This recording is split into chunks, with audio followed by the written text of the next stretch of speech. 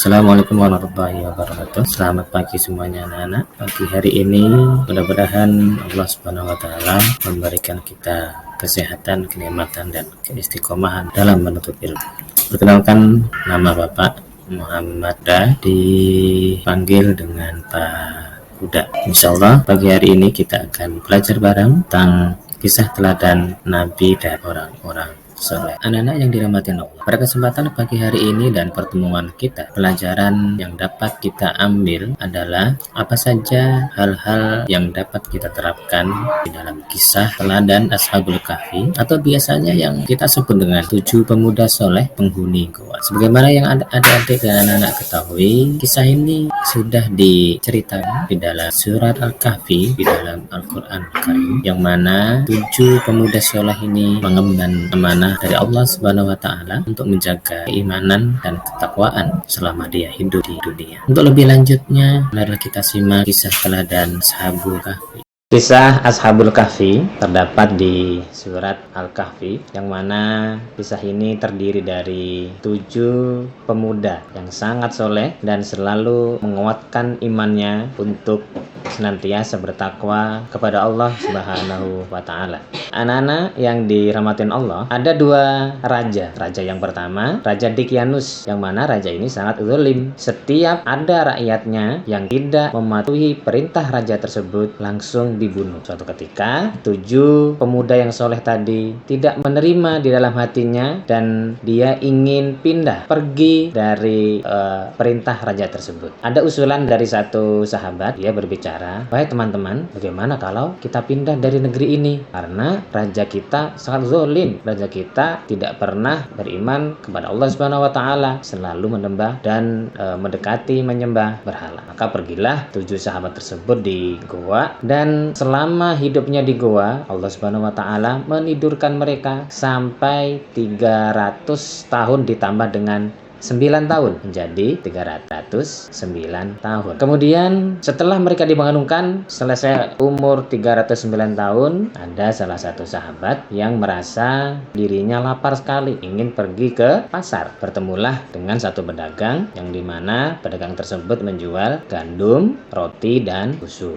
Setelah ada transaksi, si penjual tadi sangat terkejut. Mengapa? Karena uang yang dia kasih adalah uang yang di zaman dahulu sebelum mereka ditidurkan oleh Allah Subhanahu wa taala. Betapa kagetnya, betapa terkejutnya penjual tersebut, dan langsung lapor kepada raja yang dimana rajanya sudah diganti dengan raja yang baru, raja yang sangat soleh, raja yang sangat dekat kepada Allah Subhanahu wa taala. Begitu mendengar cerita dari penjual tadi, si raja tersebut ingin melihat, ingin memastikan apakah benar ada kisah 7 orang pemuda yang dimana dulu pernah diceritakan oleh Allah Subhanahu wa taala. Berjalanlah si raja tersebut ke gua tadi, dan ditemukanlah 7 sahabat tadi sudah meninggal dunia. Dan betapa sayangnya seorang raja yang sangat soleh tadi, dan berkata dalam dirinya, "Maha besar Allah." Ini adalah bukti nyata bahwasanya Allah maha menghidupkan dan maha mematikan. Dan maha besar Allah ini bukti nyata, pasti hari kiamat atau yaumul akhir akan datang kepada kita semua. Inilah cerita singkat tentang Ashabul Kahfi, mudah-mudahan bermanfaat.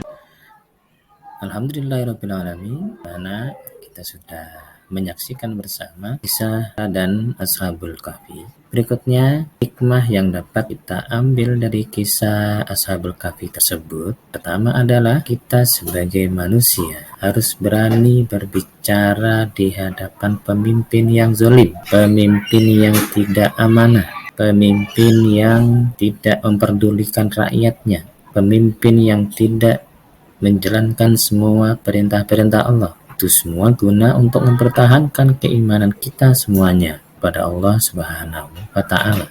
Hikmah yang kedua adalah rela meninggalkan semua kesenangan dan keramaian demi mempertahankan keimanan kepada Allah Subhanahu wa taala.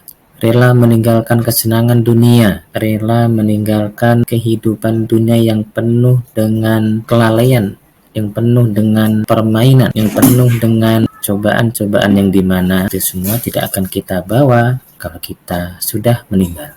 Kemudian yang ketiga adalah bertakwa kepada Allah Subhanahu wa taala dalam kondisi senang maupun susah. Adapun hikmah yang keempat, pun dalam kondisi sulit, mereka tetap memperhatikan makanan yang halal, makanan yang baik, makanan yang toyib dan sehat untuk dimakan. Kemudian yang terakhir dari hikmah kisah Ashabul Kahfi adalah meningkatkan keimanan kita kepada Allah Subhanahu wa taala, beriman adanya hari akhir, percaya kepada Allah bahwasanya Allah adalah Maha menghidupkan dan Maha mematikan. Demikian pembelajaran kisah teladan Ashabul Kahfi. Mudah-mudahan kita semuanya dapat mengaplikasikan dalam kehidupan sehari-hari. Terima kasih atas semua perhatiannya. Kita akhiri. Assalamualaikum warahmatullahi wabarakatuh.